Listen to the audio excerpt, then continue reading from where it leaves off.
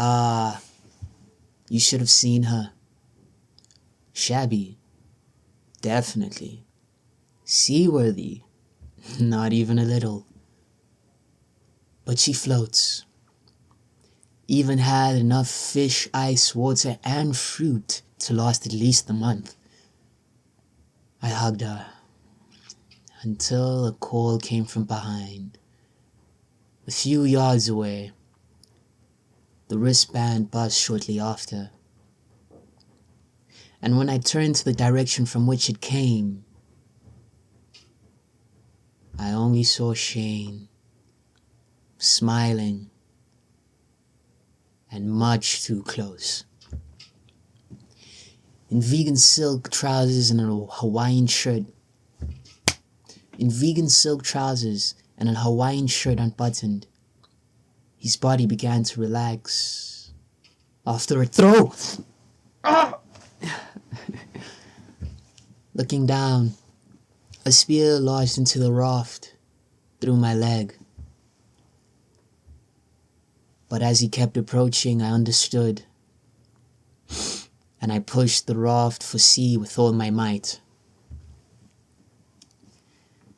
I kinda hoped you already made it out. You know, so I could ruin you out there too. But I guess sometimes I underestimate myself. I mean, look at me. Listening to him drag on, talking to himself, about himself. At this point in the monologue, I even bet he had his eyes closed. So I kept pushing, stumbling from time to time, trying to reach a stone or a shell or something. But it wasn't worth the tears in my flesh to reach. So I dug in my pocket and settled. I turned back, and when I saw him, the fool.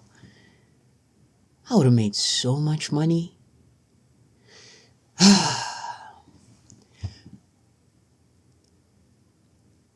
Yet, somehow, he had already passed the 10-meter line, and my wristband didn't even budge. But I watched him, eyes closed and everything. He seemed to be playing with his watch, but only. So I threw the compass, and it landed, by luck, directly on his forehead, and he fell. Just in time for another beep. Fuck. Watching, just within the vegetation, a bold red scarf flowing with the wind. The only time those red accessories meant relief. He broke the rules! At the words, the woman stepped through and laid her attention solely on Shane. Once she reached him, she pressed his watch, then swiped through her own. A moment. Then she pressed her watch, and a tick rang, alerting all the natives on the island in sync. In return, it was as if the island itself howled. There were times that even the animals ran from the natives, especially when they knew that they were annoyed and restless. She then turned and began to walk towards me. At this moment, I pushed the boat, basically running, the spear hollowing out my thigh with each motion. And when I finally heard the raft hit the water, it was too late. Her hand reached for a machete from the slith.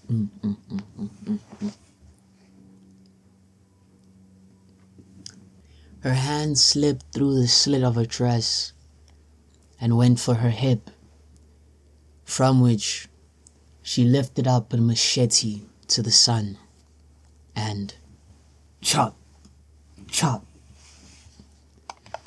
The spear was cut, not cleanly, but just over an inch on both sides. She walked back to where she appeared and sat just above an X in the sand. Tracing her footsteps, obvious and unnecessarily deep, she drew a perfect triangle. My eyes returning to the beginning, and she was beautiful. Too beautiful to be guilty of anything. She motioned for her watch. Damn! I kicked the water until I swam, pushing the boat as far as I could until I could board. And as I began rowing, the sound of the island grew fainter until tick tock. The woman then got up, reached for her machete, ran to the coastline and threw it.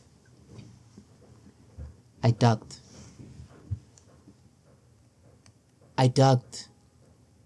and I came back up to see her watch. And I came back up to see her watching. Then she ran to the far side of the island. Seconds later, 3 other natives arrived. They shouted and threw whatever they could find. Not even close. I looked back to see the machete sticking out of the sailpost. Had I not moved,